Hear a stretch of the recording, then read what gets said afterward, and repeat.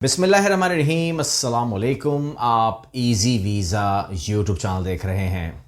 आज मैं कोशिश करूंगा कि मैं आपको आपके तमाम सवालों के जवाब दूं जो मेनली आप लोगों ने किए हैं, ज़रूरी हैं आपको भी सुनना समझना। लेकिन एक सवाल जो सबसे ज़्यादा आया है वो स्पेन प्रोग्राम के हवाले से आया है, स्पेन टूर के हवाले से आया है कि उसे एक्सप्लेन कर दें। वो एक्सप्लेन क्या करना है, एक ग्रुप टूर है, उसमें जाना है, यही एक्सप्लेनेशन है उसकी। वीज़ा है, उसके अंदर बाकी तमाम चीज़ें भी शामिल होंगी। लेकिन एक कंसर्न जो आया है ना, वो सवाल बनता है आपका, और वो सवाल जायज़ बनता है आपका। वो ये है कि आप कहते हैं कि जी बात ये है कि आप भी वही काम कर रहे हैं कि यानी कि आप भी केस लेंगे हमारा स्पेन वीज़े का, और अगर वो अप्रूव हो गया तो हम आपके साथ जाएंगे, हम ग्रुप में जाएंगे, स्पेन जाएंगे और आगे भी घूम सकते हैं। लेकिन अगर हमारा डिसअप्रूव हो गया तो हमारे जो वीज़ा की कॉस्ट है वो लग जाएगी, प्रोसेसिंग लग जाएगी। आपको तो पैसे मिल जाएंगे मगर हमारा क्या बनेगा। ये बात आपकी कॉमनली अगर हम लें, इसको आम तौर पर लें, कि आप लोग शिकायत करते हैं। मैं नाम किसी का नहीं लूँगा, परेशान मत होइएगा। कोई कहता है कि जी फ़लाँ ने मुझसे 1 लाख रुपए लिया, फ़लाँ ने मुझसे 1.5 लाख रुपए लिया। इवन कि अब तो मैं 3-3, 4-4 लाख रुपए भी विज़िट वीज़ा की फ़ीस सुन रहा हूँ, प्रोसेसिंग सुन रहा हूँ कि जो हो रही होती है। लेकिन उसके अंदर कंसल्टेंट करता ये है, आपकी अंडरस्टैंडिंग ये होती है कि वो आपको वो अप्लाई करके देता है। अगर आपका वीज़ा नहीं लगता तो वो पूरी फ़ीस जो है वो आपकी वो ज़ब्त कर लेता है या रख लेता है कि जी नहीं लगा तो मेरा कसूर तो नहीं है, मैंने तो सर्विस दी है आपको, और आप भी इसी बात को इस तरह मान लेते हैं। लेकिन ये जो अभी मैं आपसे बात करने जा रहा हूँ ना, क्योंकि स्पेन के अंदर मैं चाहता हूँ कि कम से कम एक जहाज़ हमारा बुक हो। मैं चाहता ये हूँ कि पाकिस्तान से कम एक जहाज़, एयरलाइन जहाज़ की बात कर रहा हूँ, मैं समुद्री रास्ते की बात नहीं कर रहा, ठीक है ना। कम से कम एक जहाज़ जो हमारा है वो स्पेन में लैंड करे तो वो सिर्फ़ और सिर्फ हमारा अपना उसमें ग्रुप बैठा हुआ हो। उसके लिए मैंने ये किया है, और आपकी ख़तरे को ख़त्म करने के लिए मैंने ये किया है कि हम ये करेंगे कि आप लोगों ने हमारे साथ अप्लाई करना है। ज़्यादा पहले वीज़ा ही अप्लाई होगा, हमें पहले सबसे पहले वीज़ा ही चाहिए, ठीक है। और अगर वो सक्सेस कर जाता है, ठीक है, तो बात ख़त्म हो जाती है कि आपने जो हमें फ़ीस दी होगी प्रोसेसिंग की वो जायज़ हो जाएगी, उसको हम चार्ज कर लेंगे और आपको हम वीज़ा दे देंगे और आप फिर स्पेन के लिए जा पाएंगे। स्पेन के बाद उसके बाद आप और मज़ीद भी वहाँ पर यूरोप में घूम सकते हैं। 30 मुल्कों में आप अलावा को जाना। लेकिन अगर अल्लाह ना करे अगर किसी शख्स का वीज़ा रिजेक्ट हो जाता है किसी वजह से, अगर वो रीअप्लाई करना चाहे तो भी हम हाजिर हैं। लेकिन अगर उसका वो रीअप्लाई करना नहीं चाहता और वो वहाँ से कहता है कि जी मैं बस करता हूँ, यहाँ पे मैं रुकता हूँ, तो फिर मैं ये नहीं कहूँगा आपसे कि आपको 25% अमाउंट वापस करेंगे हम, या आपको हम 50% अमाउंट वापस करेंगे, हम आपको 75% अमाउंट वापस करेंगे। बल्कि मैं ये कहूँगा कि हम आपको 100% प्रोसेसिंग चार्जेस वापस करेंगे। हम आपसे फिर प्रोसेसिंग चार्जेस नहीं लेंगे इस ग्रुप के लिए, क्योंकि मैंने कहा आपसे कि मुझे ये जहाज़ भरना है, ठीक है ना। अक्टूबर में, नवंबर में, दिसंबर में जितनी भी हमारी ट्रैवलिंग्स हैं स्पेन के लिए, मुझे आप लोगों को फिर चार्ज नहीं करना, बिकॉज हमारे पास क्लाइंटेज बड़ी है, हमारे पास बहुत सारे लोग हैं। उसमें से जिन लोगों के वीज़े होंगे तो वही हमारे साथ जाएंगे, तो जिनके नहीं होंगे उनको हम प्रोसेसिंग चार्जेस रिफ़ंड कर देंगे, लेकिन 100%, ठीक है ना। तो इसका मतलब ये हुआ कि रिस्क हो गया है 0। अब कोई रिस्क नहीं है। अब सिंपल सा स्टेटमेंट है जिस पर आपने कायम रहना है, मैंने कायम रहना है, ठीक है। और हमारा आपके साथ ये रिश्ता जो है, अगर मैं अपनी बात करूं तो 25 साल का है, और अगर मैं रियल इजी वीज़ा की बात करूं तो ये जो रिश्ता हमारा है, जो आप इस चैनल के ऊपर हैं, जो लोग हैं पुराने वो जानते हैं, ये रिश्ता हमारा 12 साल का है। और कराची में हमारा ऑफ़िस आप विज़िट कर सकते हैं इस हवाले से, लाहौर का विज़िट हमारा ऑफ़िस कर सकते हैं। लेकिन अगर आप नहीं आ सकते तो कोई बात नहीं, ऑनलाइन ये हम आपके लिए ऑफ़र कर सकते हैं। जहाँ पर भी आप हैं, पाकिस्तान में कहीं पर भी आप हैं या मिडल ईस्ट में कहीं पर भी आप हैं, हम आपके साथ खड़े हैं और खड़े रहेंगे। और इसमें अब रिस्क फैक्टर नहीं है। यू कैन नॉट से कि जी मेरे फ़लाँ पैसे मर जाएंगे, मेरे फ़लाँ पैसे मर जाएंगे। यहाँ पर आपको मैंने कह दिया है कि प्रोसेसिंग 100% रिफंडेबल हो गई है इस पैकेज के लिए। मैं इस पैकेज की बात कर रहा हूँ, क्योंकि जब मैं बात करता हूँ किसी पैकेज की, किसी बात की, तो उसको वहीं इम्प्लीमेंट किया कीजिएगा। मैं बात कर रहा था स्पेन की, आप उसको ले जाते हैं ऑस्ट्रेलिया पे, न्यूजीलैंड के ऊपर, मैं वो बात नहीं कर रहा हूँ। मैंने कहा इस स्पेन में जो ग्रुप बन रहा है हमारा, उसके लिए मैंने आपसे कहा है कि ये कानून अप्लाई हो जाएगा कि अगर आप लोग अप्लाई करते हैं और आपके पास ये अगस्त का महीना है, अगस्त 2026 30 तारीख तक से पहले आप इसको अप्लाई करें, ताकि आप लोग उस ग्रुप का हिस्सा बन जाएं, आप लोगों को वीज़ाज़ मिल जाएं और आप हमारे साथ ट्रैवल कर सकें। ये बात क्लियर हो गई है, इसमें कोई शक नहीं है, कोई डाउट नहीं है। अब इसकी क्लैरिफिकेशन ऑफिस से मांगने की ज़रूरत नहीं है कि हम ऑफिस गए, बड़े मायूस हुए, उनको समझ नहीं आई। मैं आपको कह रहा हूँ 100% रिफंड है तो रिफंड है, बात खत्म हो गई। अब इसको मजीद खींचने की ज़रूरत नहीं है, मजीद क्लैरिफिकेशन की ज़रूरत नहीं है, मजीद इसके अंदर कुछ निकालने की ज़रूरत नहीं है। ठीक हो गया जी। लग गया वीज़ा तो पैसे रिफंड नहीं होंगे, वो प्रोसेसिंग चार्ज हो जाएगी। नहीं लगा वीज़ा तो 100% रिफंड हो गया। ये बात क्लियर हो गई है, आपकी प्रोसेसिंग आपको वापस मिल जाएगी। आगे बढ़ते हैं। अब कुछ लोगों ने सवालात किए हैं, मैं उसका रिप्लाई कर रहा हूँ। मुझे फ़ॉरेन में जॉब कैसे, मतलब यूरोप में या बाहर कैसे जॉब मिल सकती है? देखिए, बात यह है कि ये असेसमेंट के बाद ही आपको इन्फॉर्म कर सकता हूँ कि आप हैं कौन, स्किल्ड वर्कर हैं, अनस्किल्ड वर्कर हैं, आप क्या हैं, कारपेंटर हैं या PhD किया हुआ है या क्या है। तो उस हवाले से ही मैं आपको एडवाइस कर सकता हूँ कि आपको फ़ॉरेन में जॉब सबको मिल सकती है।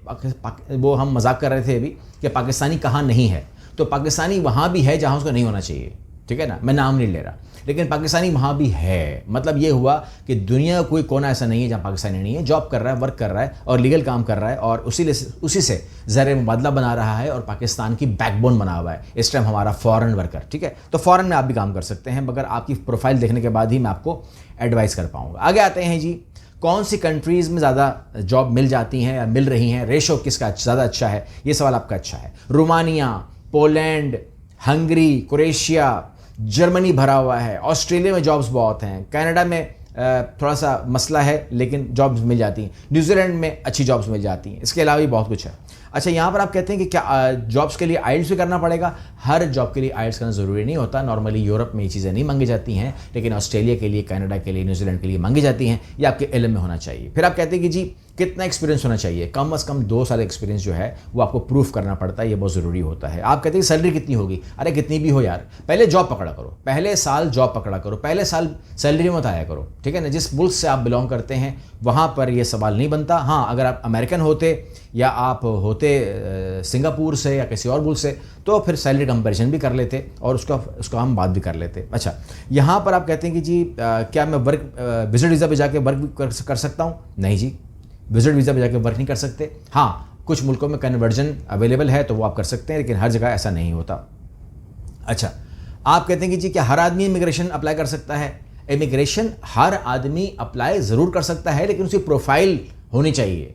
ठीक है, अगर उसकी एलिजिबिलिटी बनेगी तो, या उसकी एलिजिबिलिटी बनवानी पड़ेगी तो, यानी कि कुछ कम है। फॉर एग्जांपल आपने कहा जी ऑस्ट्रेलिया, या आपने कहा कि जी कनाडा फॉर एग्जांपल, तो आपके पास वेस्ट रिपोर्ट होनी चाहिए, इक्वलेंसी ऑफ एजुकेशन होनी चाहिए, आपके पास आइल्स होना चाहिए, उतने बैंड होने चाहिए, फिर कोई प्रोग्राम सामने आएगा। असेसमेंट दरकार है। इमिग्रेशन का जवाब असेसमेंट के बगैर नामुमकिन है। फैमिली आ जाती है इमिग्रेशन में, हाँ फैमिली आ जाती है, कोई मसला नहीं है। उसके बाद आप कहते हैं कितने पैसे दिखाने होंगे, डिपेंड ऑन द प्रोग्राम, इसमें यही हम कह सकते हैं। उसके बाद आप कहते हैं कि जी विजिट वीज़ा के लिए क्या डॉक्यूमेंट चाहिए? विजिट वीज़ा के लिए आपकी बेसिक डॉक्यूमेंट चाहिए, MRC है, FRC है, बैंक स्टेटमेंट है, बैंक मेंटेनेंस सर्टिफिकेट है, आप कहाँ काम करते हैं, आपके मुल्क से टाइज कितने मजबूत हैं, कोई प्रॉपर्टी नाम पर है, क्या चीज़ें हैं, तस्वीरें हैं, पासपोर्ट है, ID कार्ड है, ये तमाम चीज़ें आपकी, और वो भी वैलिड होना चाहिए। यानी कि वो तो है, पासपोर्ट तो है मगर एक्सपायर है, ID कार्ड तो है मगर एक्सपायर है, ऐसे काम नहीं करना आपने। विजिट वीज़ा रिजेक्ट क्यों होता है? देखिए, इसकी बहुत सारे रीजंस हैं, जितनी बात करूं मैं इसके ऊपर कम है, लेकिन ये आपको पता ज़रूर होना चाहिए कि अगर आपकी प्रोफाइल है, अगर वो फाइनेंशियली वीक है तो ये सबसे बड़ा मसला डॉक्यूमेंट है। इसके अलावा आप कहते हैं कि जी मैंने डॉक्यूमेंट लगाएं, आपका अगर कंसल्टेंट ही कह रहा है कि मैं उसमें अपनी बैंक स्टेटमेंट फिट कर दूंगा, मैं उसमें कंपनी फिट कर दूंगा, कंपनी का स्पॉन्सरशिप फिट कर दूंगा, ये जो फिटिंग होती है ना, ये जो आपके इस टाइम जो कंसल्टेंट है ना, उसके अंदर कुछ कंसल्टेंट जो है ना वो आप समझ लें कि वो प्लम्बर बन गए हैं। ठीक है ना, वो फिटिंग कर रहे होते हैं, फिटिंग करते हैं, आपकी पाइपिंग फिटिंग करते हैं, तो वो बड़े ख़तरनाक कंसल्टेंट होते हैं। और अगर ऐसा कुछ कर रहे हैं तो वो उसको हम फौजरी कहते हैं, और उसके अंदर आप सिर्फ रिफ्यूज़ नहीं होते, आप बैन भी होते हैं। ठीक है ना, वो आपको बताते नहीं हैं या आप पढ़ते नहीं हैं, वो कहते हैं कि जी वो हो गया, हम आप फिर अप्लाई कर देते हैं। नहीं, आप फारिग हो चुके होते हैं। अगर आप असली डॉक्यूमेंट के ऊपर रिफ्यूज़ होते हैं तो कोई बात नहीं, ये ऐसा ही है कि आपने नॉक किया, दरवाज़ा नहीं खुला, किसी वजह से भी आप कल फिर जा सकते हैं, लॉक खुल जाएगा। लेकिन सोचिए कि उस दरवाजे पे आपका नाम लिख दिया जाए कि मोहम्मद शरीफ साहब आप अंदर आप नहीं आ सकते, आपका नाम लिखा हुआ हो, अगर गेट खुला हुआ भी हो तो अंदर बताइएगा, उसको कहते हैं बैन लगना। तो अपने आपको बैन से बचाइएगा, ये बहुत ज़रूरी है, ठीक है। फिर आगे होता है कि जी कंसल्टेंट की फ़ीस कितनी होती है, डिपेंड प्रोग्राम पे करता है। आप कनाडा जा रहे हैं, इमिग्रेशन पे जा रहे हैं, विजिट वीज़ा है, ट्रांजिट वीज़ा है, मेडिकल का वीज़ा है, क्या वीज़ा है, वर्क वीज़ा है, क्या है, कंसल्टेंट उसी हवाले से चार्ज करेगा ना, और क्या करेगा। अच्छा, फेक जॉब ऑफर को कैसे बचाने, अगर वो कंपनी बिना इंटरव्यू के आपको जॉब दे रही है, ठीक है ना, और जॉब तो मेरे दराज में रखी हुई है, आप खाली आवाज़ दें, सीटी मारें, दराज से बाहर दूंगा, ठीक है ना। ये जो लेटर वो देगा, वहाँ पर आपने देखना ये है कि उसने कैसे जॉब दे दिया आपको। इतना ही कुछ ज़्यादा उसकी बातचीत हो गई है कंपनियों से कि वो आप उनकी जॉब्स अपने दराज में रख रहा है, ये है रेड फ्लैग। इसके अंदर आप लोगों ने खुद ख्याल करना होता है। वर्क वीज़ा के लिए, विजिट वीज़ा के लिए कंसल्टेंट को किस तरह हम रखें, कौन रखा। देखें, बात ये है कि अगर कोई कह रहा है कि जी मैं आपको वर्क वीज़ा प्रोसेस करवा दूंगा या दिलवा दूंगा, या आप पहुंच जाओ फिर करवा दूंगा, ये करवा दूंगा, वो वर्क वीज़ा की बात करता है, तो उसके पास मिनिस्ट्री ऑफ ओवरसीज का लाइसेंस होना चाहिए, साफ सी बात है। अगर उसके पास मिनिस्ट्री ऑफ ओवरसीज का लाइसेंस नहीं है तो उसको हक ही नहीं है कि उसके मुंह से वर्क निकले, वर्क, ठीक है ना, WORK बोलने का उसका हक नहीं बनता, तो ये दिमाग में रखिएगा।